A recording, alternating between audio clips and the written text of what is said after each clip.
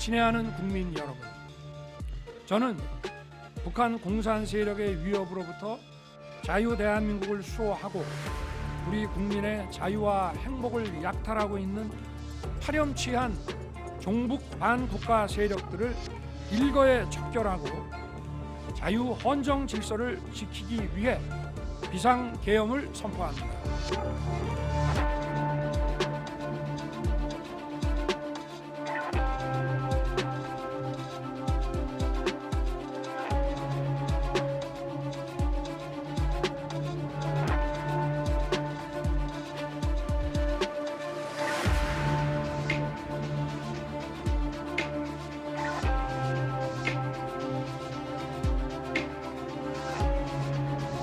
위헌기원 내란 행위 윤석열은 사퇴하라.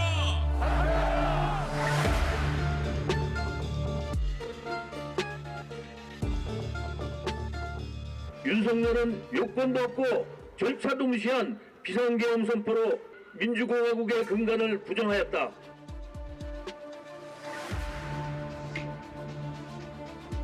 나 혼자 이런 분노를 느끼는 게 아니라 많은 시민들이 같이 분노를 느끼고 있고 우리는 이 문제를 해결하기 위해 뭐라도 해야겠다는 마음이 모였다는 걸 확인할 수 있었습니다.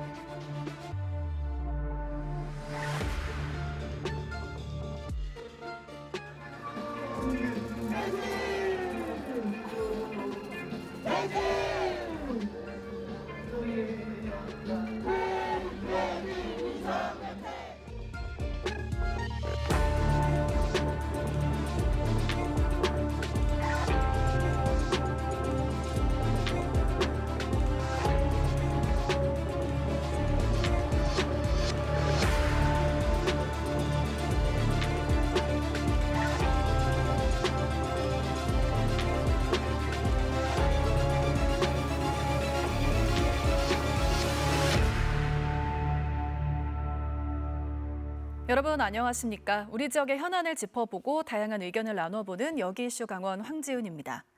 헌법에 따라 국가에 매우 심각한 위기가 발생했을 때 발동되는 특별한 조치, 바로 비상계엄입니다. 전쟁이나 내란, 또 대규모 재난 같은 극단적인 상황에서 국민의 안전과 국가 질서를 유지하기 위해 정부가 특별히 강력한 권한을 발동하는 제도인데요. 국가 비상 상황에서 주로 시행되는 비상계엄이 전시나 사변이 아닌데도 선포가 됐습니다. 오늘 이 시간에 든 비상계엄 선포에 따른 영향에 대해서 다양한 의견을 들어보도록 하겠습니다. 오늘 함께할 출연자분들 소개해드리겠습니다. 최윤 강원민주재단 이사장님 모셨습니다. 안녕하십니까. 유정배 더불어민주단 충천, 철원, 화천, 양구을 지역위원장님도 함께합니다. 네, 안녕하세요. 네. 윤석열 대통령이 비상계엄령을 선포하면서 전 국민이 겪은 혼란과 불안은 이루 말할 수가 없었는데요. 유정배 위원장님 좀 어떠셨습니까? 네, 저도 그날 3일 날 10시 30분경 속보를 접하고 네. 이게 진짜 초현실적인 거다. 이게 무슨 개콘이냐 이렇게 생각을 했어요. 근데 네. 이게 진짜 심각한 상황으로 바로 좀 이해를 하고 11시경 국회로 출발을 했습니다. 일단 국회에 가서 지금 대통령의 계엄안을 국회의원들이 막는 것이 중요하죠. 네. 그래서 국회를 지켜야 되겠다라는 판단하에서 국회로 바로 올라가서 새벽 한 5시까지 국회 정문 앞에서 시민들과 함께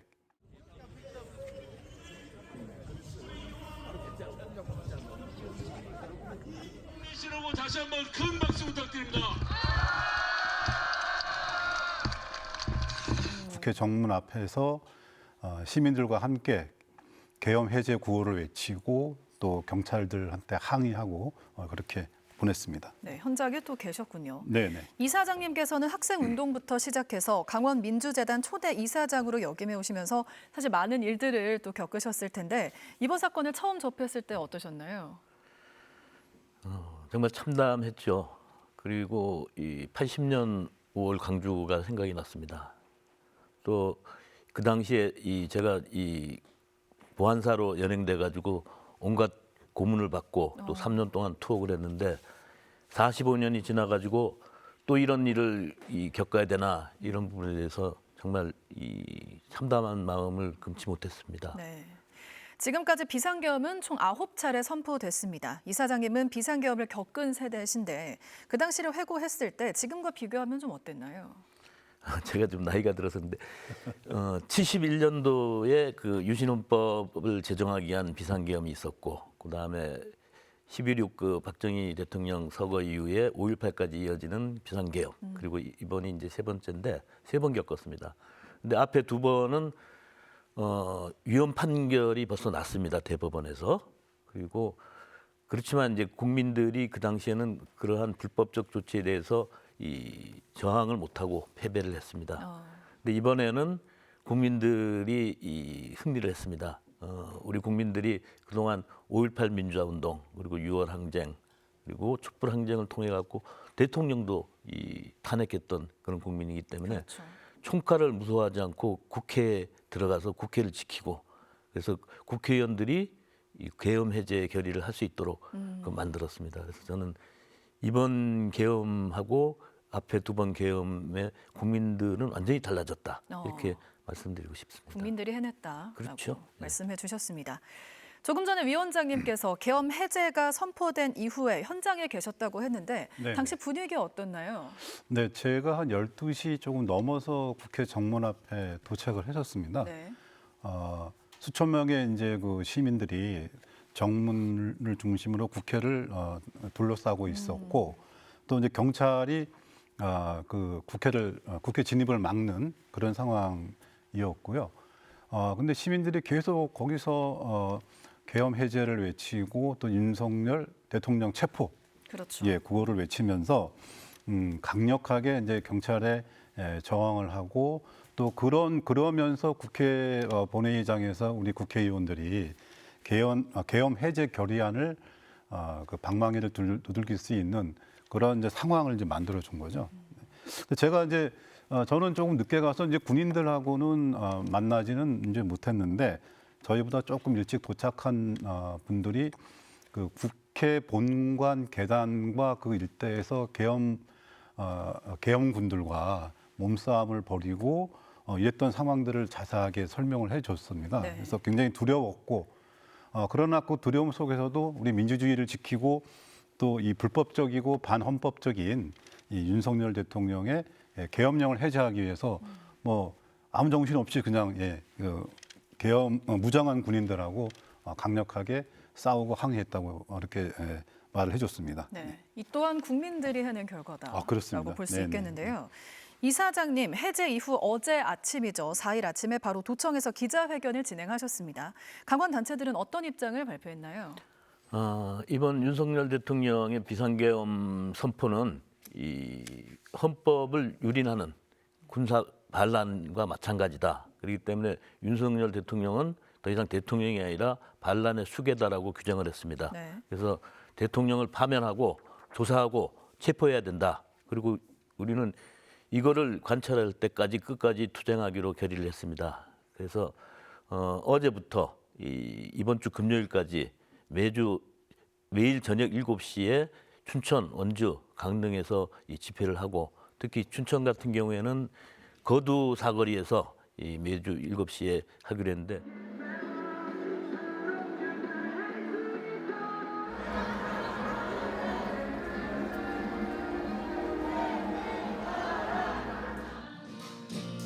거짓은 참을 이길 수 없다.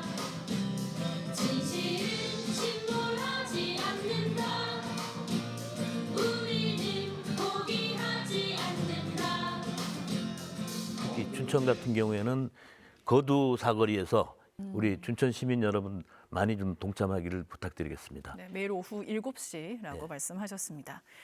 말씀해 주신 것처럼 윤석열 대통령의 비상계엄은 전 국민에게 충격을 안겼고 또 혼란과 불안을 가중시켰는데요. 윤석열 대통령의 비상계엄에 따른 향후 전망과 우리나라 또 강원도에 끼칠 영향에 대해서 본격적으로 이야기 나눠보도록 하겠습니다. 지난 12월 3일이죠. 윤석열 대통령이 예고 없이 긴급 담화를 열고 비상계엄을 선포했습니다. 6시간 만에 막을 내리긴 했지만 상황은 무척 긴박했고요. 위원장님, 또 네. 비상계엄 선포부터 해제까지 시간대별로 좀 정리를 해주실까요? 네, 우리 구한말 시대에 개화파들의 3일 천하라는 아주 그 유명한 정변이 있죠. 근데 네. 우리 윤석열 대통령의 이 비상 계엄 선포 촌극은 뭐 3일은커녕 불과 3시간 만에 뒤집어지는 국회에서 그 반헌법적인 계엄 선포가 이제 그 저지되는 이제 그런 세계적으로 유례없는 그렇죠. 그런 실패한 친위 쿠데타로 기록이 될 텐데요. 12월 3일 날 뭐 아시다시피 10시 30분 경에 이제 속보가 떴고 그리고 그 다음 날 그러니까 12월 4일 1시에 국회에서 비상계엄 해제 요구 결의안이 의결이 됐습니다. 그래서 190명의 국회의원들이 그 정말 신속하게 국민 주권과 국회의 권한을 지키기 위해서 그 계엄 그 저지를 했고요. 근데 이 과정에서 중요한 거는 반헌법적으로 국회는 계엄 해제권을 갖고 있기 때문에 그 국회에다 군인이나 경찰을 투입할 수가 없습니다. 그런데 제1 공수특전여단 또 707여단 또 그리고 저격수까지 장갑차까지 동원을 해서 국회의원들을 체포하기 위해서 국회의사당 또 일부 언론사 그리고 중앙선관위를 공격하고 난입을 한 것이죠. 이것은 뭐 화면을 통해서도 너무나 이제 잘 이제 이미 전 세계를 통해서 전파를 통해서 나갔고요. 그러는 와중에 국회가 1시 1분에 비상계엄 해제 요구 결의안을 의결했는데도 불구하고 대통령은 지체 없이 이것을 받아들이지 않고 4시 26분 경에 계엄 해제를 발표했어요. 이것도 헌법 위반으로 볼 수가 있고요. 그리고 4시 30분에 국무회의에서 계엄 해제안을 의결했다 이렇게 이제 알려져 있고요. 따라서 총 6시간 동안 우리 그 대한민국의 불법적인 비상계엄 상황이 이제 도래했었던 것이죠. 근데 정말 이제 여기서 우리가 놓치지 말아야 할 중요한 사실은 야당 대표인 이재명 대표도 국회 본회의장에 진입을 하기 위해서 경찰이 막고 있으니까 담을 넘어서 국회에 이제 들어갈 수 있었고 우리 국회를 대표하는 우원식 의장도 국회의장 차량 진입을 경찰이 막았습니다. 그래서 지금 우원식 의장이 그 담을 넘어서 월담을 해서 국회 본청으로 들어가는 그 사진이 지금 SNS에 광범하게 퍼져 있어요. 이렇게 물리력을 동원해서 무장 병력을 동원해서 국회의원들의 고유 권한 또 이 반헌법적인 무력 반란을 일으킨 윤석열 대통령, 이거 한번 진짜 우리 국민들이 힘을 모아서 혼내야 합니다. 윤 대통령은 탄핵 시도로 행정부가 마비됐다면서 비상계엄을 선포했는데요. 이사장님, 지금의 상황이 과연 국가적 비상 상황이라고 볼 수 있을까요? 여기 윤석열 그 대통령이 행정부가 마비됐다면서 이제 예산 삭감을 이유로 하나 들었어요. 그래서 도저히 그 나라 살림을 할 수 없다 이런 얘기를 해서 제가 이 예산 삭감 내역을 좀 봤거든요. 봤더니 그 국회 예결위에서 이 정부가 제출한 예산은 677조 중에서 4조를 깎았습니다.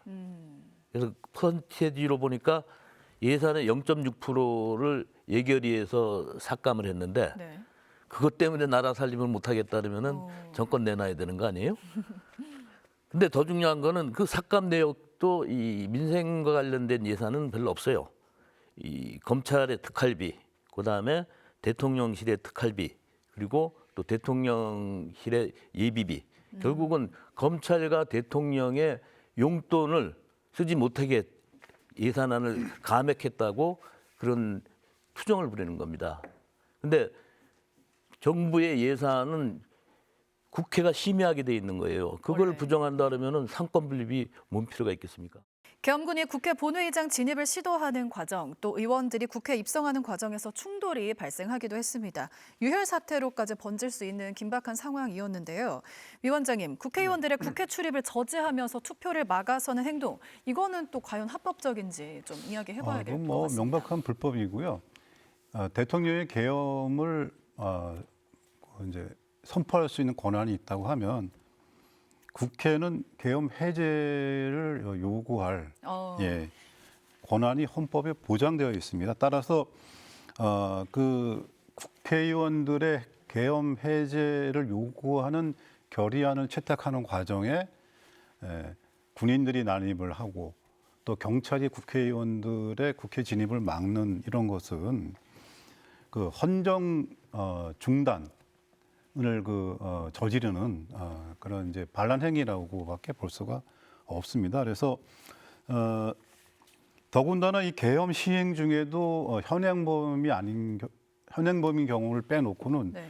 국회의원들은 체포나 구금될 수가 없습니다. 원래. 예. 그래서 이번 12월 3일, 4일 날 국회에서 공수부대가 들어가고 또 이 그 소위 참수부대라고 알려져 있는 707 특전 여단이 들어가서 국회 본회의장을 난입하기 위해서 유리를 깨고 네 그리고 국회 보좌관과 국회의원들을 물리력으로 이렇게 이제 저해하려고 한 것은 분명한 이거는 이제 내란 행위고요.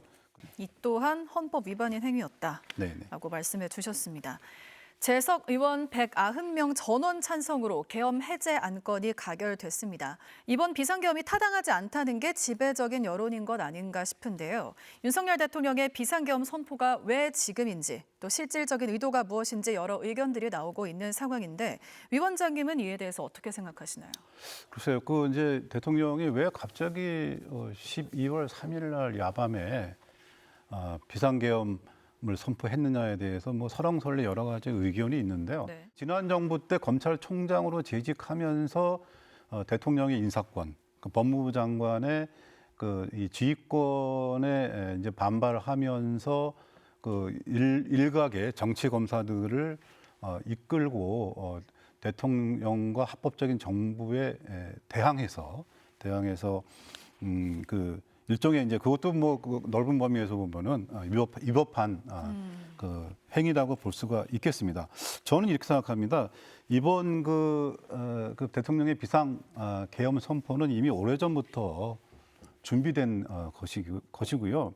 지금 김건희 여사 특검이나 또 최근에 소위 명태균 사건 등으로 이제 여론이 급격히 악화되면서 국정을 수행할 수 없는 통치 불능의 상태에 이르는 거죠. 그래서 이런 정치적 위기 또 개인적인 몰락의 위기를 극복하기 위해서 하나의 전국 타개 방안으로 이 비상계엄 카드를 꺼낸 것이라고 보는데 지난 8월에 전 대통령 경호실장이었던 김영현 국방부 장관이 임명된 직후부터 우리 민주당에서는 계엄 비상계엄이건 또는 경비계엄이건 간에 전국 타겟책으로 대통령이 계엄을 선포할 것이라는 것을 누누이 경고해 왔습니다. 이번 이 계엄 시행 과정에서 드러났지만 병력을 동원한 수방사, 특전사 그리고 계엄이 완성됐을 때 합동수사본부 본부장을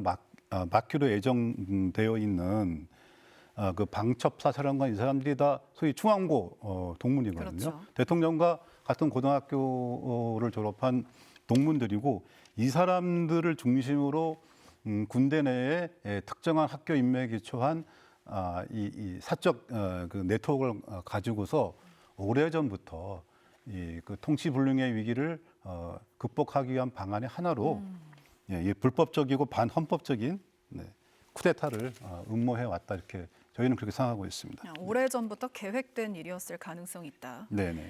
45년 만에 계엄령 선포에 국민들은 늦은 밤임에도 거리로 나왔습니다. 계엄 포고령 1호 내용에 크게 분노하기도 했는데요. 언론에서는 이를 두고 시민들의 민주주의 회복력이다라고 표현하기도 했습니다. 이사장님, 70년대 후반 학생운동을 시작해서 6월 항쟁, 또 5.18 민주화 운동 기념활동 등 권력에 대한 감시를 쭉 해오신 분이잖아요. 현 시점에서 민주주의, 국민 주권 완성은 어떻게 보시는지? 제가 어쩌다 보니까 20대 중반부터 지금 70을 바라보는데 거의 한 45년간 계속 민주화 운동만을 해왔어요. 네. 근데 그 끝이 없습니다. 그러니까 민주주의의 완성이라는 것은 끝이 없어요. 그래서 이 민주주의는 완성태가 아니라 진행형이다. 이렇게 봐야 될 것 같습니다. 그래서 늘 이 전진과 퇴보를 거듭하면서 이제 발전하는 거라고 보고요.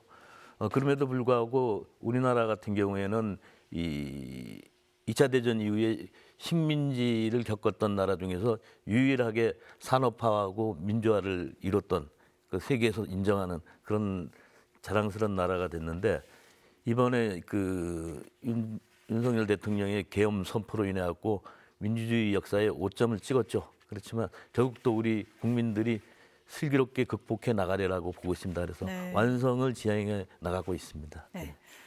불과 6시간의 짧은 계엄령이었지만 대한민국 전체가 극도의 충격과 혼란에 빠졌고요. 특히 여야가 새벽 1시 계엄 해제 요구안을 가결하기까지 국회 주변은 거의 전시를 방불케 할 정도로 혼란적인 상황이었습니다. 중점적으로 비판하고 있는 쟁점은 법적 절차의 정당성인데요. 3일 밤 10시 28분 비상계엄 선포 전 국무회의 심의 등 과정의 의혹이 또 제기되고 있습니다. 국회는 대한민국 헌법 등이 규정한 계엄 선포 요건과 절차를 지키지 않아 위법하다며 계엄 해제 요구안을 의결했죠. 이러한 부분에서 내란죄 적용 및 탄핵 추진 근거가 마련되고 있는데요. 정의당, 녹색당, 노동당 등 진보 정당 3당은 4일 서초구 서울중앙지검 앞에서 기자회견을 열고 윤 대통령과 김용현 국방부 장관, 계엄 사령관을 맡았던 박안수 육군참모총장에 대한 고소장을 제출했습니다. 이사장님, 내란죄가 뭔지 또 이게 적용 가능성이 어느 정도 있는 건지 궁금해집니다. 국가가 자꾸 법을 공부하게 만듭니다. 그래서 그러네요. 제가 한번 찾아봤는데요. 네. 형법 제87조 내란죄는 국권을 문란할 목적으로 폭동을 일으킨 자가 처벌 대상으로 규정되어 있습니다. 네. 근데 이때 문란이라는 거는 헌법에 따라 설치된 국가기관을 강압에 의해 전복 또는 권능 행사를 불가능하게 하는 것인데 이번에 그 계엄 선포를 하면서 헌법기관인 국회에 이 경찰들이 진입을 막고 네. 또 군인들이 진입해갖고 이 본회의장을 점거하려 그랬지 않습니까?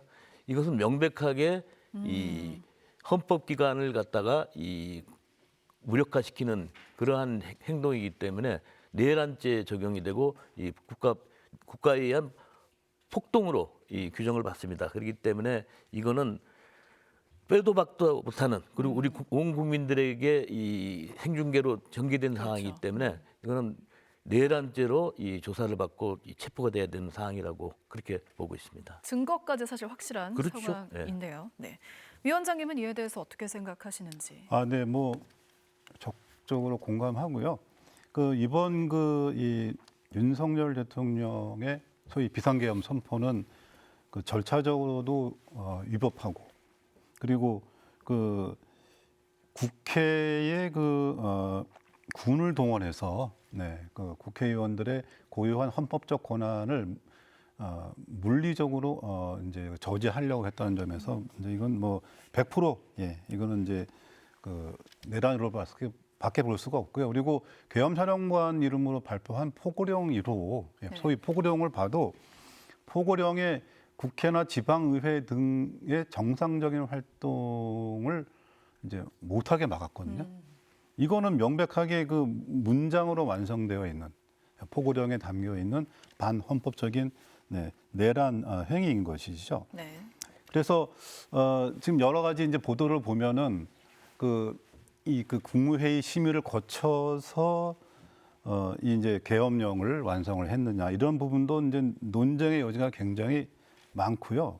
그리고 이게 도대체 계엄을 왜 했는지 이 계엄의 종류가 뭐 비상계엄인지 또는 뭐 경비계엄인지 언제부터 계엄을 시행하는지 시행 지역은 어딘지 예를 들어서 80년 5월 같은 경우는 전두환을 중심으로 한 신군부가 5월 17일 날 수도권 지역의 일부 지역을 대상으로 했던 계엄을 5월 18일 자정을 통해 가지고 전국적으로 확대하면서 이제 광주 항쟁으로 이게 이제 발전을 한 거거든요. 네. 이러한 최소한의 법적인 요건을 갖추지도 않고 그냥 10시 30분에 대통령이 소위 기자회견, 뭐 기자회견인지 하여튼 그런 형식을 통해서 비상계엄 하겠다 이렇게 선포하는 이런 어처구니 없는 이런 일을 저질렀고 가장 중요한 것은 계엄 해제권을 가지고 있는 국회에 통고를 안 했어요. 네, 이건 반드시 통보를 해야 할 계엄법 5조에 이제 들어가 있는 부분인데 국회에 알리지도 않았거든요. 그러니까 법적으로도 하자가 많고 또 가장 중요한 국회의원들을 군을 동원해서 제압을 해서 체포하려고 했던 이런 이 반란 행위다 이렇게밖에 볼 수 없겠습니다. 6시간의 비상계엄으로 인해 대통령 탄핵과 뇌란죄 또 책임론까지 나오고 있는 상황이고 국민의 정서는 물론 한국 경제에까지 부정적인 영향이 우려되고 있는데요. 여기 이슈 강원 토론 주제로 본격적으로 다시 이어가 보도록 하겠습니다. 어제 오후 2시 40분 더불어민주당과 조국혁신당, 개혁신당, 진보당, 기본소득당, 사회민주당 등 야 6당은 4일 윤석열 대통령 탄핵 소추안을 국회에 제출했습니다. 국민의힘 의원을 제외한 야 6당 및 무소속 191명이 전원 발의했고요. 본회의 보고를 거쳐서 오는 7일 오후 7시 표결이 예정되어 있습니다.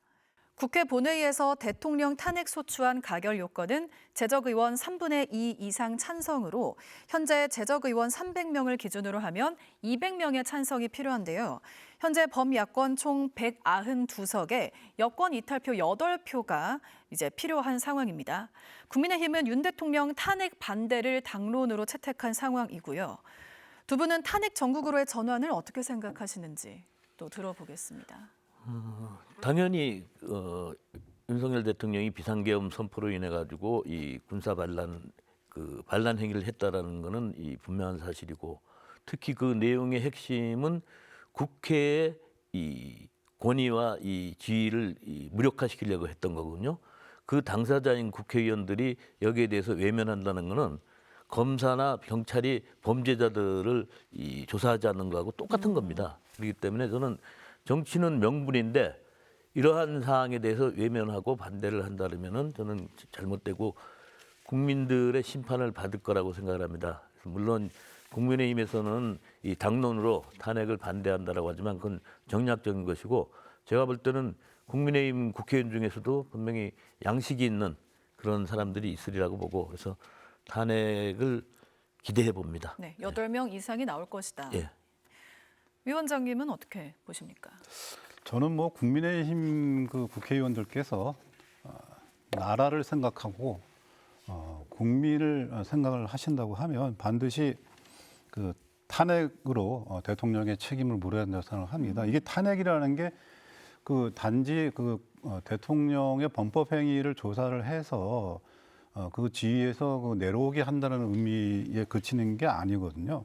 지금 대통령은 제2의 비상계엄을 준비하고 있다라는 설도 지금 나오고 있는 상태고요. 이렇게 정국이 불안하면서 나라가 전체적으로 이제 도탄에 빠질 수밖에 없는 경제가 망가지고 대외 신인도가 무너지고 또 해외 총리들 이렇게 타국의 총리 이런 분들이 지금 방안을 다 취소하고 있는 상태이지 않습니까? 그래서 이런 이제 국가불안 상태를 조기에 해소하기 위해서는 국민의당 국회의원들께서 당리당략에 그치는 것이 아니라 국민을 위해서, 나라를 위해서 대통령을 탄핵을 해서 일단 윤석열 대통령을 직무에서 배제를 시켜야 됩니다. 그래야지 제2의 군사반란, 또 경제가 또 폭망하는 거 이런 것들을 최소화하고 막을 수가 있는 거죠. 전국 안정을 위해서 윤석열 대통령 탄핵, 우리 국민의힘 국회의원 여러분 꼭 찬성해 주시길 부탁드리겠습니다. 네. 계엄령 선포 여파와 강원도 현황에 대해서도 살펴보겠습니다. 우선 계엄사령부 제1호 포고령에 의료계가 크게 술렁였는데요. 48시간 내로 진료 현장에 복귀하지 않는 전공의들은 계엄법 위반으로 처벌한다는 방침이 있었습니다. 이로 인해서 의료계와의 갈등이 더 깊어지는 거 아니냐 이런 우려도 나오고 있는데 위원장님 어떻게 보시나요? 뭐 코미디입니까? 네. 이 계엄법에 보면 계엄은 전시나 준전시 상태의 대통령에게 비상 백권을 이제 부여해서 그 빨리 위기를 극복을 하라는 의미로 지금 이제 그 제도를 만든 건데 네. 의료계 파업이나 뭐 이런 부분은 사실 대통령과 이 정부의 정책 실패에서 비롯된 거잖아요. 그 자신들의 잘못으로 해서 비롯된 이런 거를 또 전시나 준전시와 같은 그야말로 비상 상황이 아닌 거죠. 그런데 이거를 그 계엄 포고령에 집어넣어서 의료계를 협박하는 것. 저는 이거는 정말 코미디다. 네, 그렇게밖에 이해할 수가 없습니다. 그 정도로 이해가 되지 않는다. 네네. 네. 비상계엄 사태 이후 우리나라 금융시장 역시 비상이었습니다. 이사장님, 그 12.6 사태가 있었던 1979년 계엄 때도 증시가 하락했었죠. 그렇죠. 예. 네.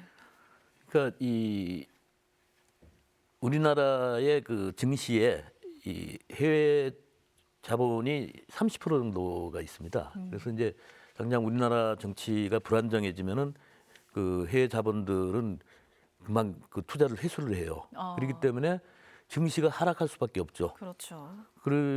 그뿐만 아니고 이 그 다른 조치들이 예를 들면 이제 우리나라 국가의 신용도도 하락합니다. 뭐냐면은 이 계엄이 선포되는 나라의 신용도는 일단 이 결제 리스크라든가 태안 리스크 같은 게 발생을 해요. 그래서 더 이상의 그 투자라든가 그다음에 이제 예를 들면은 그 대출의 연장이라든가 그다음에 신용도의 등급 이런 부분들이 다 나빠지기 때문에 증시가 당연히 하락할 수밖에 없죠. 그렇죠. 네. 사태는 일단락됐지만 당분간 증시나 우리나라 경제에 미치는 부정적인 영향이 또 계속되지 않을까 우려됩니다. 어쨌든 계엄 해제가 됐으니까 조금 완화는 됐는데요. 여러분들도 이 언론에서 봤겠지만 미국이나 일본, 영국에서는 우리나라를 그 여행 그 경계 지역으로 설정했단 말이에요. 네. 근데 그뿐만 아니라 지금 전쟁을 하고 있는 이스라엘하고 러시아에서도 한국을 그 여행 그 경계 지역으로 이렇게 설정했습니다. 그리고 오늘 오기 전에 제가 이 뉴스를 봤는데 태국에서는 원화 환전을 중지를 했대요. 그 정도로 이제 우리나라에 대한 신뢰도 이런 부분이 바닥까지 내려갔죠. 그리고 계엄이 해제됐다 하더라도 정치가 불안정한 게 해소가 안 되면 계속 이게 오래 가기 때문에 네. 안 그래도 우리나라 경제 얼마나 어렵습니까? 그리고 또 이 트럼프 정부 들어서면 이제 관세 전쟁이 붙을 텐데 이런 거에 대비할 그런 게 하나도 없는 거죠. 합참은 이번 사태로 인해 현재까지 북한의 특이 동향은 없고 대북 경계태세에는 이상이 없다라고 덧붙였는데요. 윤석열 대통령이 비상계엄령을 선포한 데는 반국가 세력 척결이라는 의도도 있었던 만큼 북한과의 관계에도 영향을 미치지 않을까 싶습니다. 위원장님은 이에 대해서 어떻게 보시나요? 네, 아직까지 뭐 북한의 그 이상 동향이 그 보도가 되거나 이제 그렇게 그런 상황이라서 북한의 움직임은 뭐 특이한 상황은 아직 없는 것으로 보이고 있고요. 특히 이제 군에 대한 통제권이 일시적으로 계엄사령관에게 넘어갔던 것이 국회의 그 계엄 해제 결의안 채택을 통해서 네. 이제 합참 의장에게 넘어간 것이죠. 그러니까 정상적인 군령 체제가 작동하기 시작을 했습니다. 그래서 지난 4일 오전에 이제 합참 의장이 계엄 해제 직후에 화상으로 긴급하게 이제 그 지휘관 회의를 열었더라고요. 그래서 감시나 경계 작전 임무 이외에 병력 이동하지 말아라 이렇게 경고를 했고 이로써 군인이 적어도 당분간은 반란에 동원되는 그런 일은 생기지 않을 것이라고 보고요. 특히 또 이제 이 합참 의장이 또 한미 연합사 사령관하고 지금 현재 상황에 대해서 뭐 이제 공조하고 있다라는 그런 이제 보도도 나왔습니다. 따라서 한미 동맹 체제 하에서 전시건 비전시건 군을 지금 정상적으로 통제하는 시스템이 지금 작동되고 있다 이렇게 보이기 때문에 네. 이런 상황에서 북이 뭐 이상한 도발을 한다거나 이런 거는 꿈을 꿀 수 없다 이렇게 보고요. 아무래도 계엄 선포로 남북한 간의 군사적 긴장이 고조되면서 최북단에 위치한 우리 강원도민들의 불안감이 더 컸을 것 같습니다. 이사장님, 강원도의 경우 도민들의 불안감을 해소하는 게 먼저이지 않을까 싶은데요. 네, 먼저 사실 불안감이 해소돼야 되는데 사실 최근에 이제 남북 관계가 악화되면서 이 대북 전단과 이 오물풍선 여기에 대한 피해가 강원도 주민들한테 이 고스란히 오고 네. 있어요. 그다음에 또 남북 간의 그 확성기 방송 이거 역시도 그 적경지 지역 주민들이 엄청나게 피해를 받고 있는데 사실 이런 문제들은 국가에서도 해결하지만 지방자치단체나 그 지역에 있는 정치인들이 그 해결하기 위해서 그 주민들의 불편과 불안을 해소하기 위해서 좀 나서야 되거든요. 앞으로는 좀 지역 주민들이 더 이상 불안하지 않도록 그 노력을 해주면 좋겠다 이렇게 좀 말씀드리고 싶습니다. 네. 강원도의회는 비상계엄 선포에 따라 예정된 해외 교류 일정을 전면 취소하고 군부대 관련 행사도 취소했는데요. 하지만 가장 큰 문제는 경제적인 여파가 아닐까 싶습니다. 국내 증시가 요동치면서 도내 수출 기업이 상황을 주시하고 있는데요. 위원장님, 이것이 강원도에는 어떤 영향을 미치게 될까요? 강원도는 뭐 90% 이상 그 5인 미만 기업들이 이제 다수를 차지하고 있습니다. 네. 그래서 산업 기반에 취약하고 워낙에 이제 그 경제 체력이 이제 떨어져 있는 상황인 거죠. 근데 지금 이제 그 성장률을 내년에 우리 한국 경제의 성장률을 전망하는 이제 국제기구의 그 지표를 보면 우리랑 비슷한 경제 규모를 갖고 있는 뭐 캐나다나 영국이나 이런 나라들보다 대략 0.5% 정도 떨어지는 걸로 다 전망을 하고 있고 그것이 적어도 이 비상계엄 최근에 발생한 정치 불안 사건인 비상계엄은 반영되지 않은 수치거든요. 네. 그래서 전국이 불안한 상황이니까 이제 경제 성장 기업이 투자를 안 하죠. 그리고 해외에 우리나라 이제 큰 기업에 삼성이건 LG건 SK건 이런 큰 회사에 투자한 해외 자본들이 한국 정치가 불안하면은 당연히 자본출에서 네네. 돈을 빼가지 않겠습니까? 또 소비자 입장에서는 소비 좀 뭐 이렇게 먹고 살만하고 경제가 돌아가고 정치가 편해야지 나가서 술도 먹고 이제 밥도 사 먹고 그럴 텐데 소비를 이제 줄이게 되는 현상이 이제 발생하는 거죠. 이렇게 되면은 우리 강원도 경제를 지탱하는 영세 자영업자들한테는 이제 직격탄이 이제 가해지는 거고요. 이런 상황에서 지방 정부나 중앙 정부가 재정을 투입해서 경기를 받쳐줘야 되는데 사실 지금 윤석열 정부의 부자 감세 정책에 의해서 지방 교부세가 대폭 삭감이 됐죠. 예.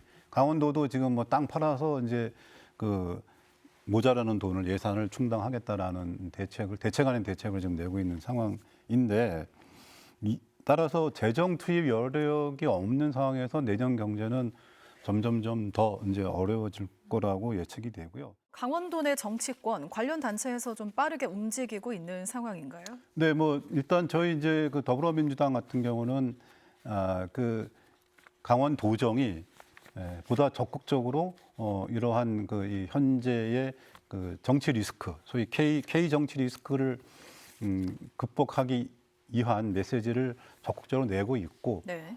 또 김진태 지사가 적극적으로 재정을 투입을 하고 서민 경제, 영세 자영업자를 보호하고 경제를 받쳐주기 위한 노력을 해줄 것을 계속 촉구하고 있습니다. 네. 이사장님이 보시기에 강원도 내 정치권 관련 단체 활동은 어떤가요? 지금 뭐 저희는 이제 그 정당보다는 이제 사회단체, 시민단체, 노동단체들하고의 이제 연대를 하고 있는데 일단 그 여기에 모여 있는 모든 사람들이 공감을 하는 거는 그동안에 그 윤석열 정부의 그 정책이 부자들을 위한 감세 정책으로 인해서 이 세수가 누락됐고 세수가 줄어듦으로 인해 갖고선 이 경기 진작이 안 되고 특히 지방의 그 재정 보조가 줄어들면서 이 지역이 어렵게 되는 이런 상황들이 있지 않습니까? 이런 것들을 막기 위해서는 정책 기조를 바꿔야 되는데 우리 대통령이 국민들의 말을 듣지 않지 않습니까? 그리고 또 이번에 어떤 위헌적인 그 반란 행위도 했기 때문에 차라리 탄핵을 하고 새로운 정부를 만들어내는 것이 그 해답이다. 이렇게 지금 마음들을 모아가고 있습니다. 네. 오늘 오전 윤 대통령은 김용현 국방부 장관의 면직을 재가했고 국회 국방행안위는 계엄 사태 긴급 현안 질의를 진행했습니다만 대통령의 해명이나 입장은 여전히 들을 수가 없었습니다. 따라서 시민들의 궁금증도 계속해서 커지고 있는데요. 이에 대해서 두 분은 앞으로 어떻게 행보를 이어나갈 건지도 좀 궁금해지는데 위원장님, 네. 앞으로 어떻게 하실 계획이신지. 그 윤석열 대통령이 오늘 원래 10시에 그 기자회견을 한다라는 이야기가 있었고요. 근데 이제 그 자신에 대한 국회의 탄핵안의 결과를 지켜보고 난 후에 대국민 담화 또는 기자회견을 하겠다라고 이제 입장을 바꿨다고 합니다. 저희 뭐 더불어민주당을 비롯해서 야당들 그리고 시민사회 단체에 그 참석해 계시는 모든 분들은 윤석열 대통령의 이러한 얄팍한 술책에 절대로 속아 넘어갈 수가 없고요. 앞으로 윤석열 대통령이 정치적인 책임을 반드시 물을 것이고 또 더 나아가서는 이 법적인 책임까지도 반드시 추궁할 생각입니다. 네. 이사장님은 이번에도 시민들과 함께 계속 노력하실 것 같은데 맞나요? 네, 노력을 해야죠. 근데 이 정치는 신뢰가 제일 중요하거든요. 그렇기 때문에 이 신뢰가 무너지면은 더 이상 그 국민들은 그 정치인에 대해서 믿질 않습니다. 윤석열 대통령이 그동안 이 여러 번 국민들을 속였고 또 얼마 전에 그 기자회견을 통해 갖고 국민들한테 사과도 했지 않습니까? 네. 잘하겠다고. 그리고 돌아온 거는 이 비상계엄 선포입니다. 그리고 또 이번에 그 김용현 국방부 장관을 국회에서 탄핵하겠다 그러니까 그 탄핵을 피하게 하기 위해서 이 사임을 시킨 거 아닙니까? 그리고 또 그 국민의힘 그 의원들하고 만난 자리에서 그 국회 활동을 정지하는 포고문에 대해서 얘기를 하니까 그거는 이 계엄 사령관이 한 거지 내가 한 게 아니다. 이렇게 또 그걸 합니다. 이와 같이 국민들에게 늘 거짓말을 하고 또 자기 자신의 책임을 회피하는 이런 대통령은 더 이상 우리가 믿을 수도 없고 또 우리의 대통령으로 이 받아들일 수도 저는 없다라고 생각합니다. 그래서 앞으로 어떤 얘기를 해도 저도 그렇고 우리 국민들도 믿지 않고 있고 오로지 지금 현재 잘못한 반란 행위 여기에 대해서 이 처벌을 받고 또 탄핵이 당해야 된다고 생각하고 네. 그걸 위해서 끝까지 노력하겠습니다. 네. 이번 비상계엄 선포는 국민의 안전을 위한 대처라기보다는 국회를 겨냥한 사사로운 목적으로 사용됐다는 비판도 적지 않습니다. 비상계엄 선포는 최대한 신중의 신중을 거쳐서 결정돼야 하는 사안 아닌가요? 그렇죠. 그러니까 비상계엄이라는 거는 정말로 전시나 사변에 이 국가가 위기에 닥쳤을 때 국민들의 총의를 모으고 그 역량을 효율적으로 진행하기 위해서 이 만들어놓은 제도인데 이게 자신의 그 정권을 지키기 위해서 그 사용한다면 그거는 오히려 부작용이 더 커지죠.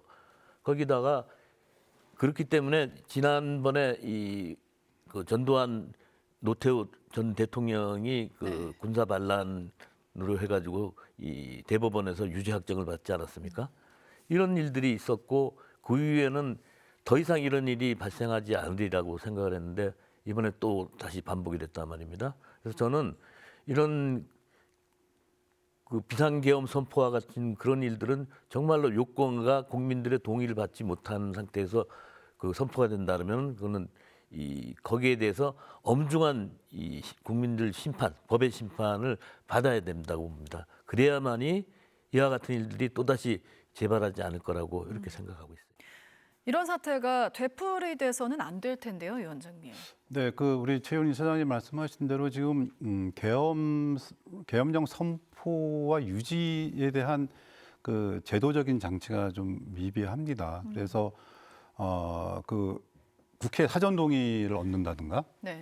지금은 이제 사후적으로 국회가 과반수 의석이 반대하면 이제 지체 없이 개헌을 해제하게 되는데 그게 아니라 사전에 국회의 동의를 받는 이런 이제 그 법령 개선이 좀 이제 반드시 선행이 되어야지만 이 대통령에게 집행부에 부여된 비상대권에 대한 국민적 통제 가능할 거라고 생각이 들고요. 무엇보다도 가장 중요한 것은 우리 시민들의 민주주의에 대한 사랑이라고 생각을 합니다.